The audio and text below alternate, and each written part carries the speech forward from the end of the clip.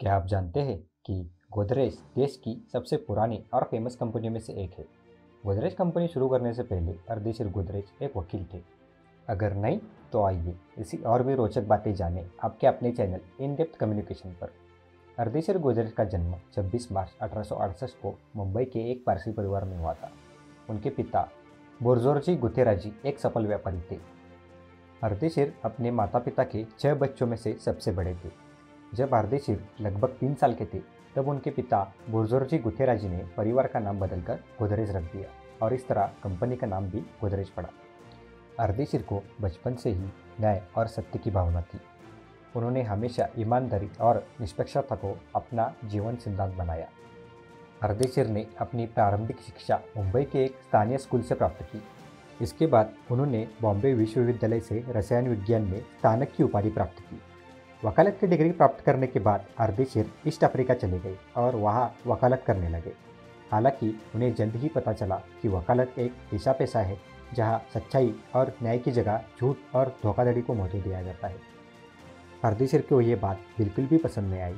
वह एक ऐसे पेशे में नहीं रहना चाहते थे जहाँ झूठ और धोखाधड़ी को सही माना जाता है। इसलिए उन्होंने जल्दी वकालत से इस्तीफा दे दिया और भारत लौट आए।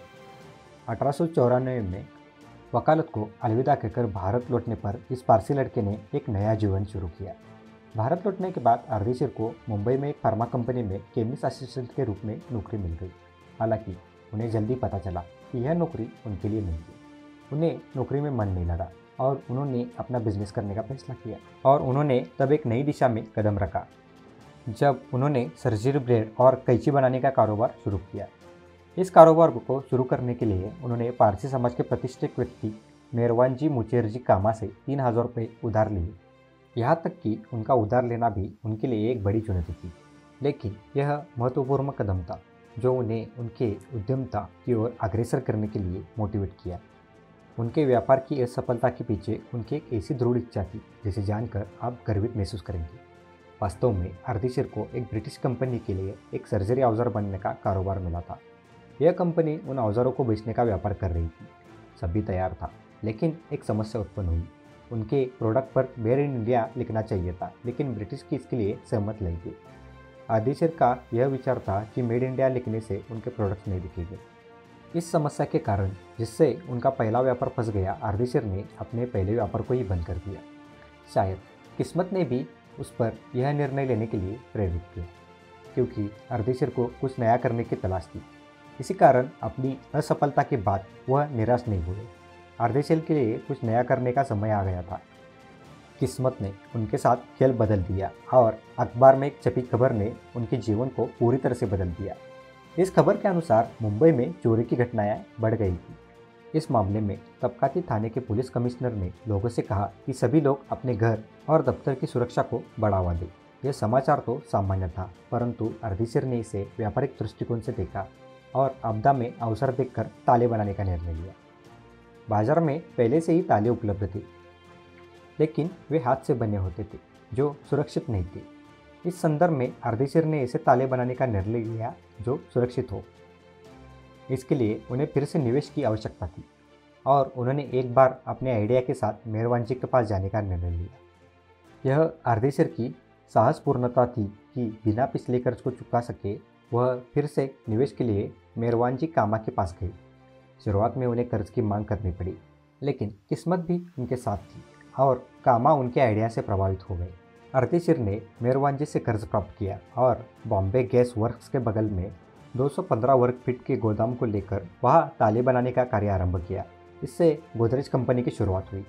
उस समय तालों की सुरक्षा की कोई निश्चितता नहीं थी, लेकिन गोदरेज ने इस जोखिम को लेकर निर्णय किया और एक समर्थन से कहा कि हर ताले की चाबी और चाबी का सेट अनूठा है और कोई दूसरी चाबी इस ताले को खोल नहीं सकती।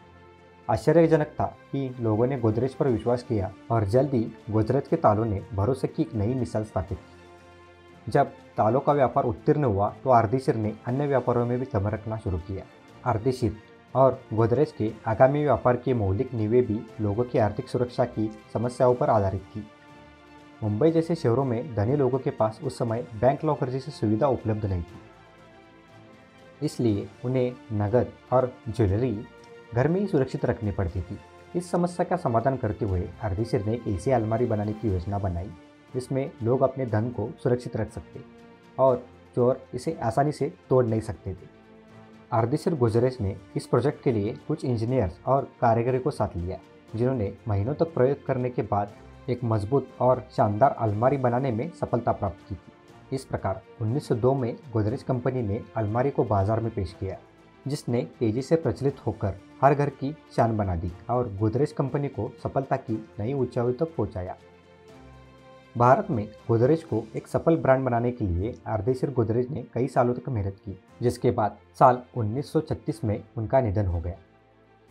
उनके निधन के बाद गोदरेज के व्यापार को उनके छोटे भाई ने संभाला, जबकि आज इस कंपनी को गोदरेज ब्रदर्स की अगली पीढ़ी संभाल रही है और यह कंपनी 20 से ज़्यादा विभिन्न क्षेत्रों में कारोबार कर रही है। गोदरेज कंपनी की सफलता और बढ़ते व्यापार को देखकर यह कहा नहीं जा सकता कि इस कंपनी का पहला कारोबार और प्रोडक्ट बुरी तरह से फेल हो गया था।